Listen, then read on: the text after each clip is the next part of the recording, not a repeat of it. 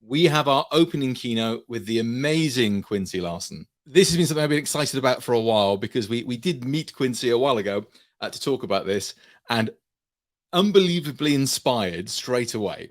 Now, Quincy Larson is the founder and CEO of freeCodeCamp. While completing his graduate degree in China, Quincy taught English to students. And after returning to the US and holding various school director positions, he was inspired to automate some of his colleagues' work through programming. In 2014, while learning to code, freeCodeCamp was born. Since its inception, freeCodeCamp has empowered millions in learning to code for free and tens of thousands in securing their first job as software developers. And Quincy, I'll bring you up to the stage. Hi, how are you? We're going to have a little fireside chat here. So can you start with sharing your background with us? What did you do before starting freeCodeCamp? Yeah, thanks for the kind introduction, David. I worked as a teacher and as a school director, mostly teaching adult English. So people would come over from Brazil, they come over from Saudi Arabia, various countries from around the world, and we would help them get their English good enough that they could attend U.S. graduate programs.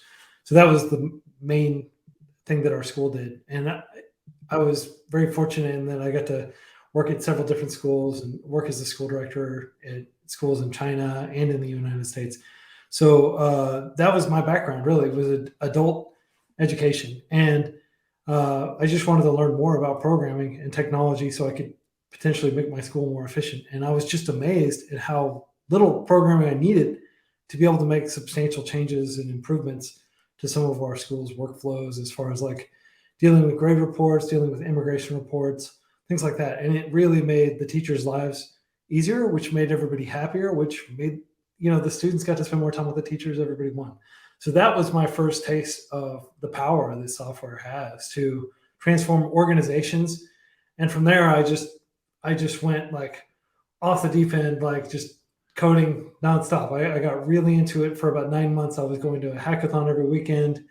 I was just going to the local hackerspace, even though everybody was at work. I'd be there all day long, like sitting in there just to be near the dusty Roombas and the different like Arduino boards and everything, all the different projects.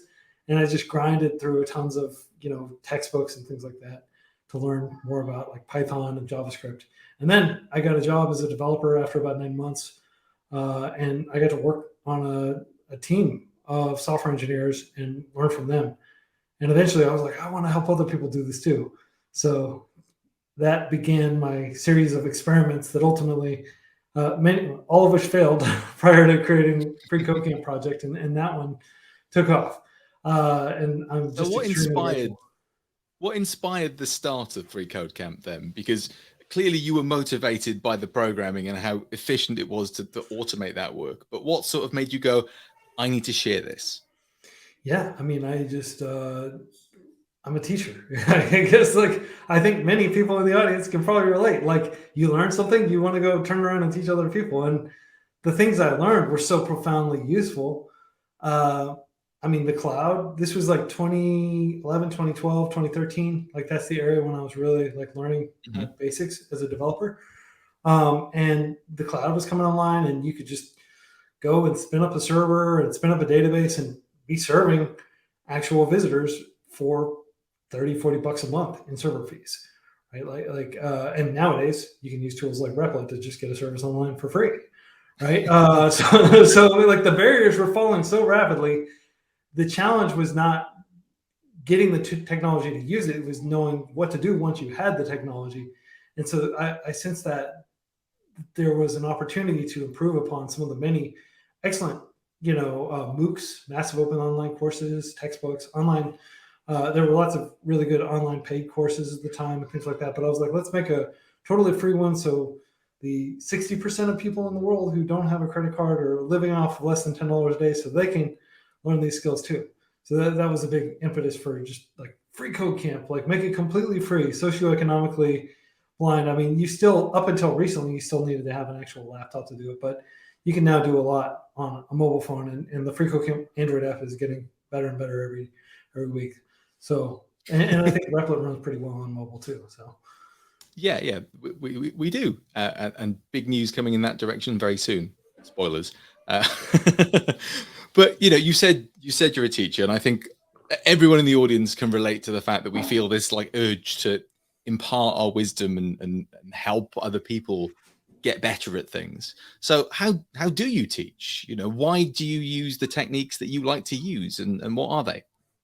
Yeah. So, I mean, if you're in the room with a learner, you can like look at them, you can read their body language, they can ask questions very frictionlessly. It can become a very fluid give and take.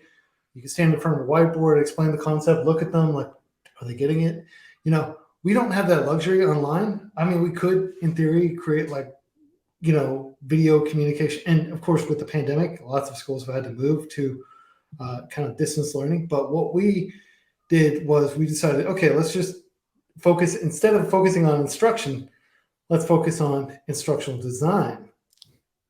And let's design kind of experiences that are somewhat guided to where we can kind of anticipate like where people might go off the rails, where people might have fundamental misunderstandings of what needs to be done next. And then we can shift to focusing on that. So we started with freeCodeCamp. We just started developing interactive kind of REPL-based code editors. That's where the name REPL comes from, by the way, is the REPL. Gosh, I can't remember what REPL stands for, but basically, read, evaluate, print, loop. Thank you. I'm glad that we have you on this call, David. We just wanted it to be as interactive as possible, because like if you can tighten the feedback loop, if you can really get people to feel like I'm running these tests and within a few milliseconds I'll know whether I need to make other improvements, then people are less squeamish about like running the test. They're like, okay, I'm going to rapidly iterate on this, and it just speeds everything up.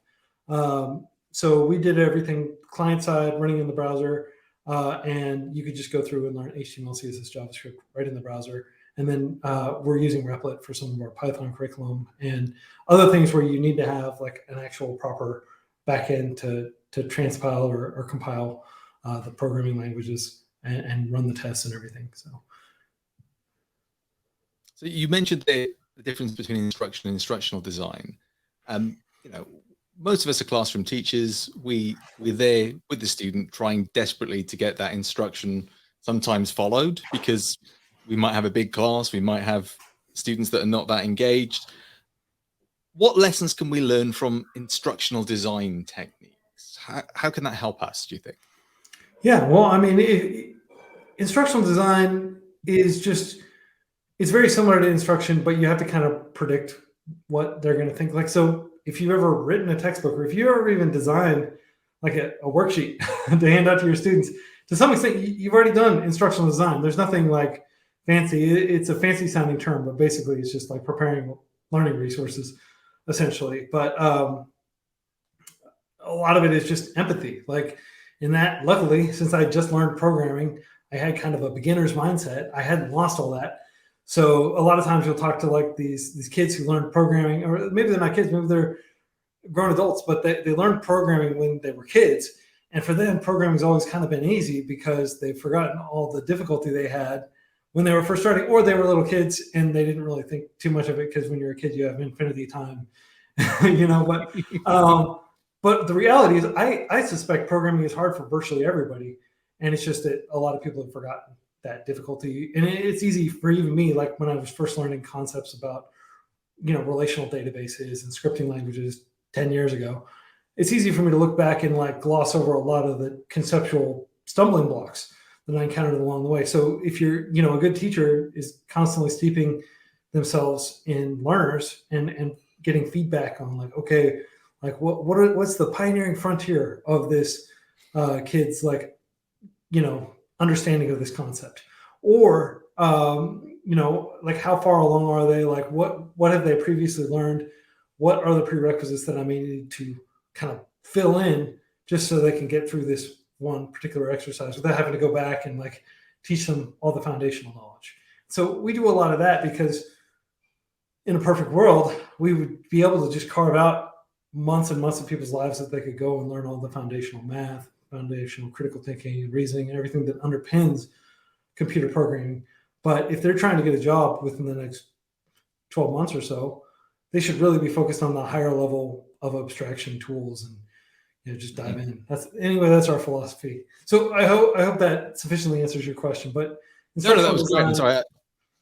I threw that at you because I was very interested in that part. I'm sorry, but I'll just tell you a quick anecdote of my own. I know people are not here for me, but I remember when I was training to teach, scratching my head while my students were making so many mistakes and their programs were never working. And then I just suddenly realized I'd not taught them what a debugger was. And I think that was sort of a revelation to me, that I made an assumption that everyone could just debug programs. So that's great to hear, that we need to be empathetic, and we need to care about what our students think there. So you've talked a little bit about how freeCodeCamp works, but could you give us a bit more on sort of, is it self-paced? Is there an element of peer programming? How long do you expect the classes to be? Give us a bit more detail in that regard, please. Yeah, so freeCodeCamp is completely self-paced in the sense that we don't know what people's life circumstances are. Maybe they have kids. Maybe they're caring for elderly, like an elder who is no longer able to completely take care of themselves, right? Or maybe they're working full-time, or maybe they're working several jobs to be able to pay the rent in an expensive city. We have people that are using freeCodeCamp that are incarcerated, that are in like a state prison, that they don't have access to the internet, right? So a lot of those constraints, how can we have freeCodeCamp run completely online, or like on a local area network without other external network connection? That's one of the engineering challenges we've had to face. We decided to make everything completely self-paced, just so people don't feel like, I definitely think that cohorted learning works great in, adult education and even traditional school, where you've got like a semester and people are progressing through there. There are some bad parts of that, but I think there are a lot of good things about it. We've just decided, okay, we're just going to focus on, people can learn at their own pace. And there are cohorted programs that have kind of cropped up around freeCodeCamp, or lots of coding boot camps have adopted freeCodeCamp as one of the components of their curriculum, for example. So it can be used in a synchronous way, but by default, it's completely self-paced. Fantastic, thank you. So when you're working with students, and we're working with, such a large number of students that most of us wouldn't have a conception of the size of the cohorts that you work with, what do you think the greatest challenge is in motivating them? Yeah, well, I mean, there's two forms of motivation. There's like extrinsic motivation, like, hey, I gotta pay the rent or else my landlord is gonna kick me out. Like, that's extrinsic. Or I've got to get out of bed even though I feel really tired, and I've got to show up at the office because my boss will fire me if I don't show up, right?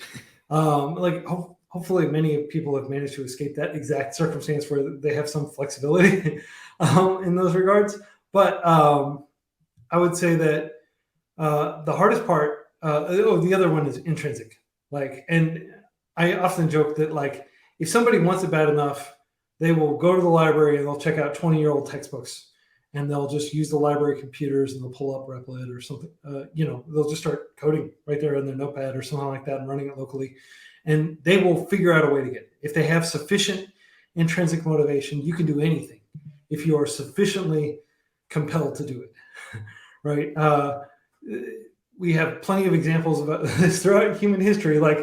Most areas of science, most areas of mathematics that were pioneered by people who, by all other accounts, would probably be considered crazy by people around them, but they were compelled to keep exploring that area, right?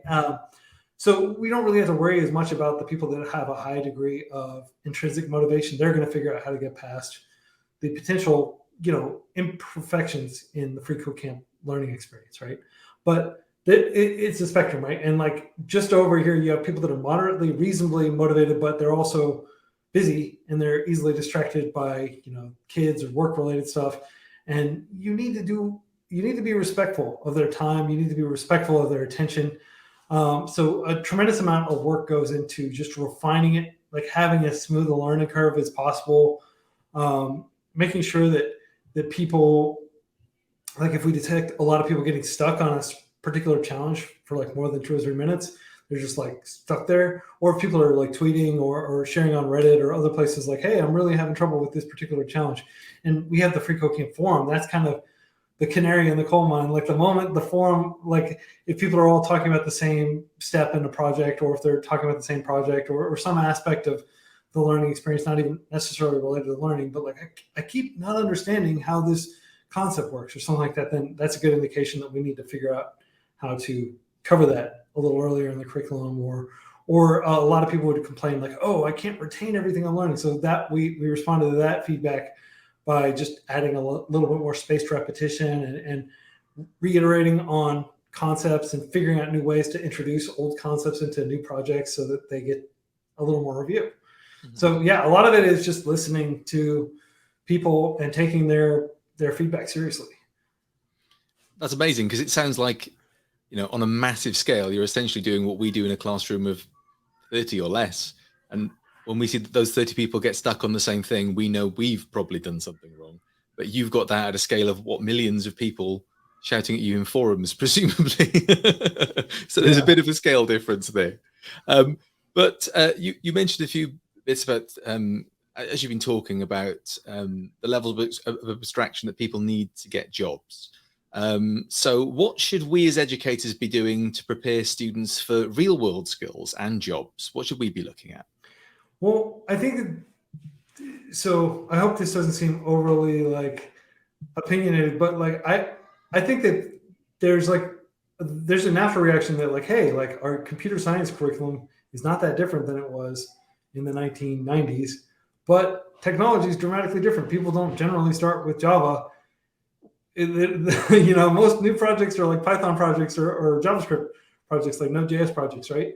So there's a tendency for people to think like, oh, this is way too outdated. Like we need to modernize this curriculum. And it's important not to optimize too much for the tools of today, because all the tools of today are built on top of many layers of abstraction, and below those layers of abstraction are, compilers and operating systems and databases and semiconductors and networks, right? Like you need to understand how circuits work to some extent. Like there is no knowledge that is not power, as they say, right? Like ideally you do want to know these things, and it doesn't hurt to be really good at Java, because if you're good at one programming language, you can turn around and get really good at another one. Now, do I think that Java is the ideal introductory programming language? I do not. I think it's probably Python or JavaScript. But like I wouldn't throw the proverbial baby out with the bathwater just because you feel like the computer science program that you're studying in university is archaic. Most of the stuff you're learning will be relevant. It's just not immediately clear how it'll be relevant when you're on Indeed.com or some job board, like looking at job postings, right? So that would be my humble advice: is like don't overcorrect. But it is absolutely a positive trend that like more undergraduate programs, for example, are incorporating Python as the language of instruction instead of Java or C++. I think that's very positive. It's a lot easier to learn. It's a lot more forgiving. I'm very excited about a lot. Like, for example, Linux is going through and they're kind of slowly replacing a lot of the kernel code that was originally written in, I think, C++. They're replacing that with Rust, which is a little bit more developer friendly of a language, things like that. That's really cool. In terms of like, the classic content, I will just say to everyone, the thing I've always done in my teaching is sort out textbooks from the 70s and the 80s, from a time pre-internet, pre-multimedia content, because the explanations of some of the more classic computer science concepts are really, really quite elegant in those older textbooks. So, you don't have to spend a fortune to get really good explanations of the really classic stuff either. Right. Okay. So when we talked previously, Quincy, you mentioned that you're seeing more and more women in the CS field, which I suppose there's the classic finally there. But why or how do you think this shift is happening, and what can we do to encourage more of it? Yeah. I mean, it's a profoundly positive trend, and I hope it'll be sustained. And I hope we can get back to where we used to be, where it was like, at least half of the people in the field were women. And I attribute a lot of it to just better representation in like Hollywood movies and stuff. More and more female characters are portrayed as being, technologically capable and knowledgeable. I see a lot of it in that, fields like security. game development, things like that. Like they're bringing more women into the field. I also think that we're doing an okay job. I'm not going to give a spectacular job, but I do think we're doing an all right job of gradually kind of weeding out the general kind of elitism and gatekeeping in the field of programming technology. And we're just being more thoughtful, mindful of the fact that like not everybody has the exact same lived experiences as us. And so these are all profoundly positive things.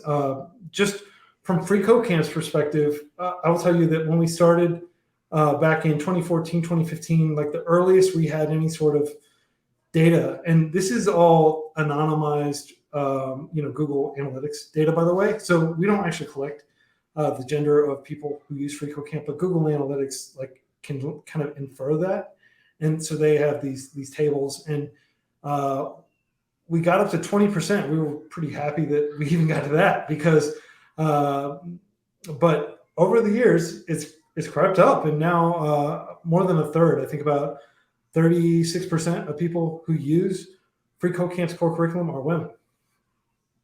That's amazing. That's amazing.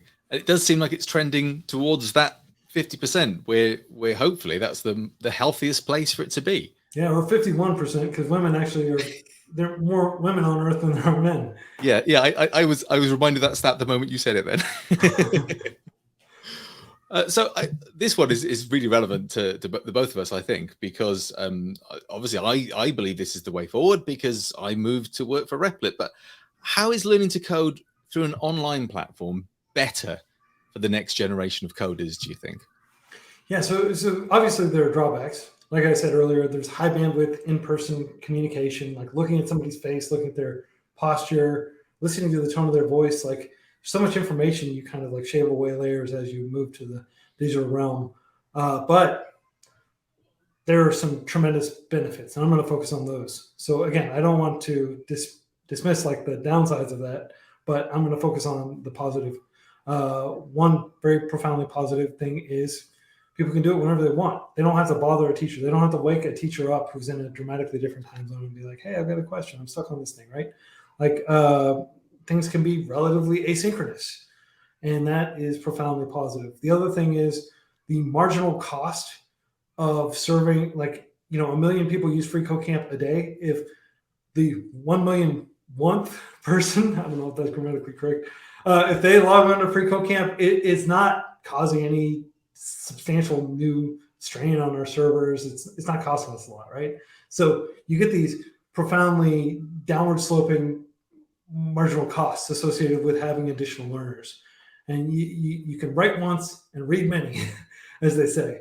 We can write the curriculum once, and then many people can read that curriculum or go through that curriculum. And so as a result, we can have a single linear curriculum, which the core freeCodeCamp curriculum is just, it's like 3,000 hours of interactive coding challenges, building projects and stuff. And we can just focus exclusively on that. If you are trying to customize to each individual learner, that is very time consuming. And you could argue that's definitely more optimal. I mean, in a perfect world, we'd all have like this profoundly powerful AI tutor or just a teacher who has tons of experience teaching and also has broad domain expertise, kind of like Snow Crash, the librarian. I don't know if anybody's read that novel, but a lot of the metaverse is based off of, a lot of the concepts are based off that Neil Stephenson 1993, 1994-ish novel, Snow Crash. But he has this librarian, this AI tutor that just walks him through any concepts he needs to understand.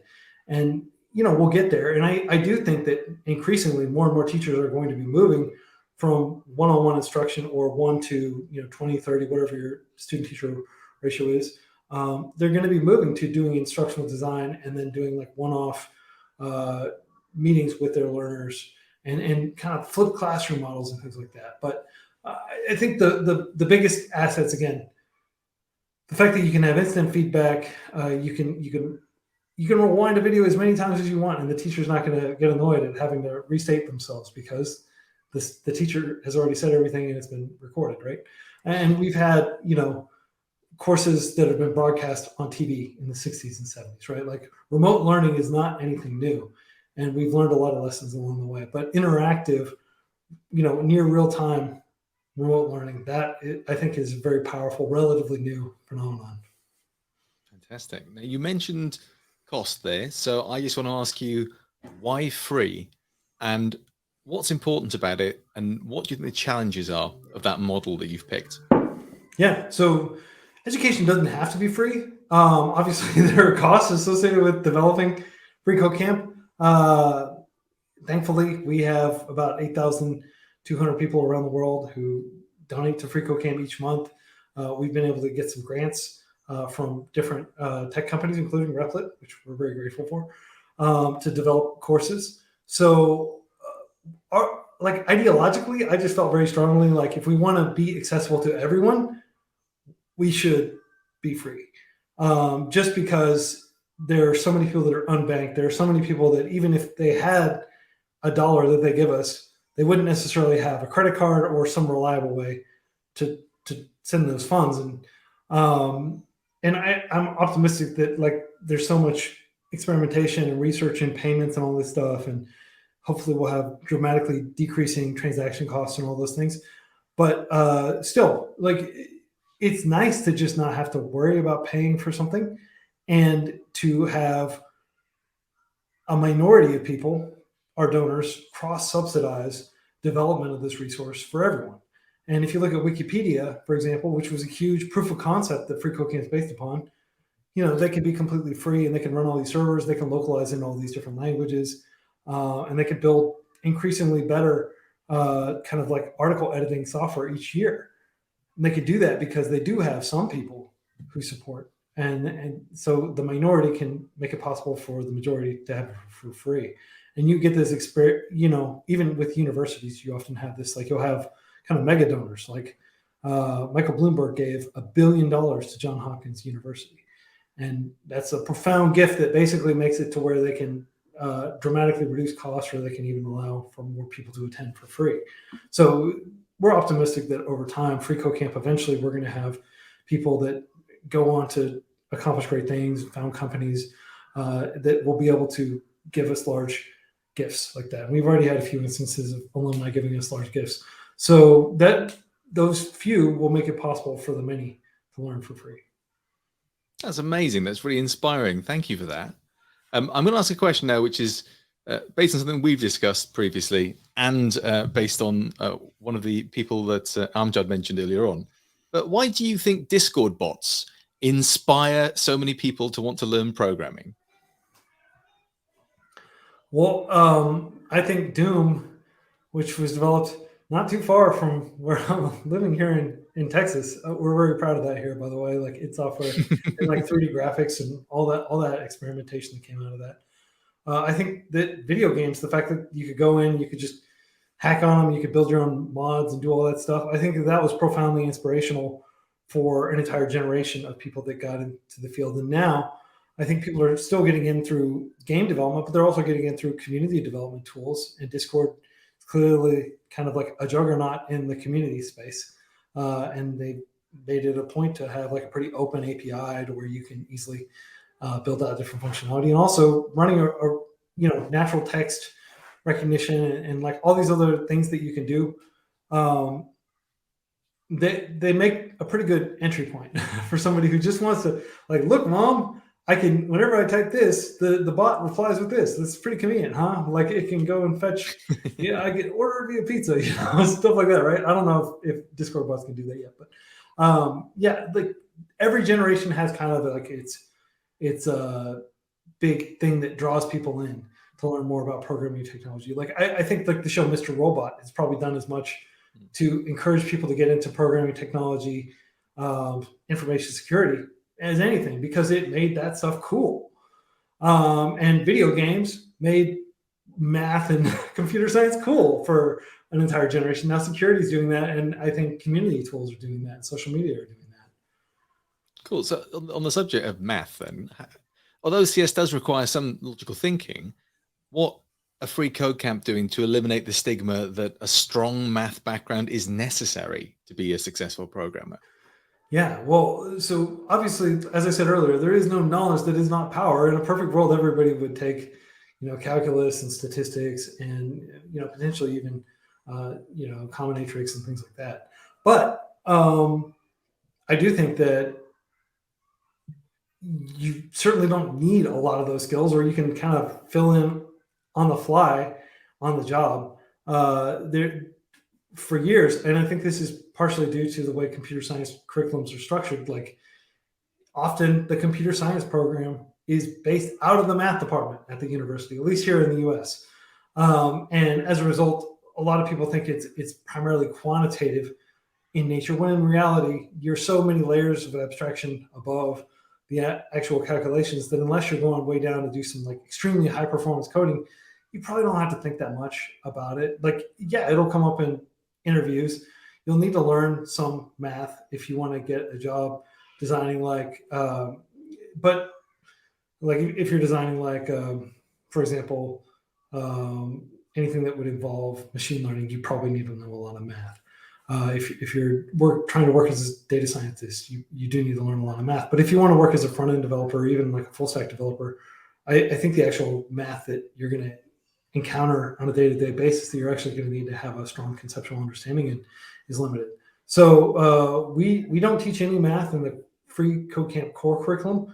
We do have tons of math courses that we published, and we're working on 9 university level math courses, full lecture. This is like lecture oriented learning. So it'll be, you'll do like college algebra, calculus 1, 2, and 3, statistics.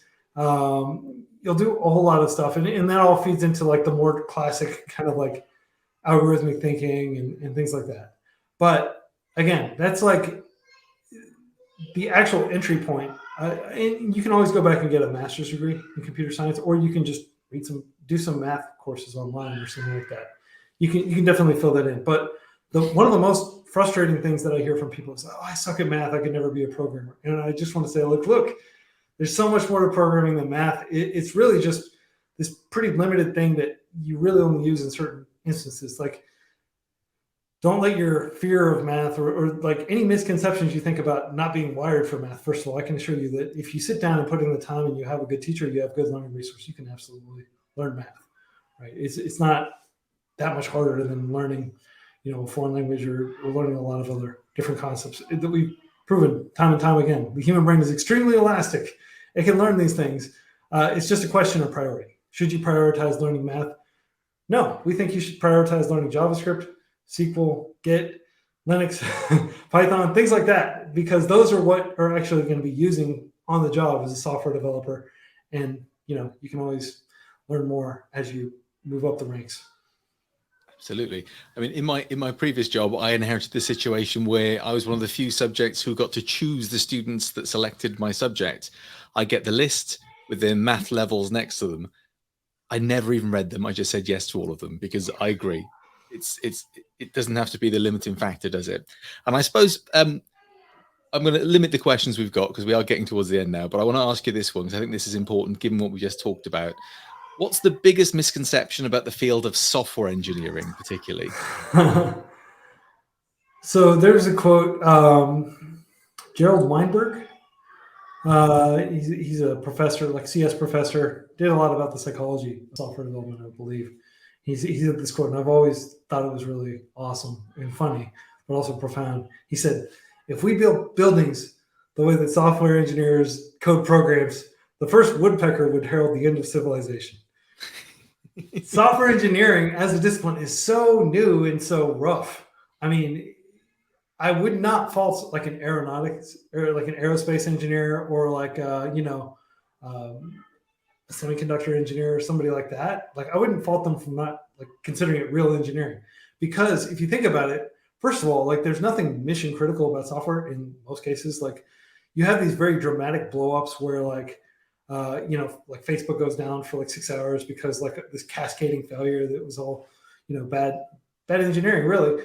But you also have, in most cases, bugs getting into a test environment, getting caught and being fixed. And because we can iterate so cheaply and fix problems so quickly, it's almost kind of like you don't really need the rigor of a lot of other engineering fields. I know people are probably going to get upset with me saying that, but software gives you so much slack that you really can be mediocre at it and still get the job done. And it's not expensive at all to make a mistake, right? Like you do a bad job, on like some avionics system or some meter or something, and a plane crashes and like 300 people die, right? You do a bad job like on some for loop where you have an off by one error or something, and people can't access your website for 3 minutes while you fix it. It's like dramatically different stakes. And I hope that doesn't seem like I'm cherry picking like extreme examples, but I really do believe that as a field, software engineering is about as forgiving as it can get. And I think that software engineers, like whenever people gatekeep and like, oh, but you haven't read what's the book that everybody says the C book. Gosh, I can't remember. Well, I had to buy it for universities. I know which one you mean. Yeah, Ronald Knuth. Like if you haven't read all 6 volumes of his program, you're not a real programmer. Like if I had like a dime for every time somebody mentioned that, I mean, gosh. But don't let these people like intimidate you or browbeat you into thinking you're not a real engineer just because you didn't go through every single little software engineer rite of passage. Like the field is big, it's open. We've got incredible tools that are improving all the time. And again, it's like mistakes are pretty inexpensive. Computation, like we're wasting more computation than we're using probably in terms of just servers idling. Like it costs almost nothing to make a small mistake, catch it, iterate on it, fix it. So that, I guess that'd be my biggest takeaway, is don't take software engineering so seriously, and don't put it on some pedestal the same way we put other fields. Because I genuinely just feel like it's software development first and foremost, and like critical thinking, coming up with ideas, that is just as important as like coding it right and like having it be, as absolutely performant as it possibly can be. Now with the lunar landing, they went through and they wrote like every single line of code was like manually inspected by a bunch of engineers, and it was at great expense. They made sure there weren't any bugs, right? And I guess in theory it is possible to have a bug-free program, but in practice you don't need to, because the tools are so affordant that you can really be a mediocre developer like I was. Frankly, I was very mediocre and I didn't really know what I was doing, and you can still build something that helps a lot of people like freeCodeCamp. Quincy, thank you so much for all the time you spent with us today. We're getting into the sessions now, so I'm going to have to stop you there, but thank you. And everyone, if you've not gone there, please do go to freeCodeCamp and take some of the amazing courses there. Quincy, thank you very much for your time. We appreciate the opportunity.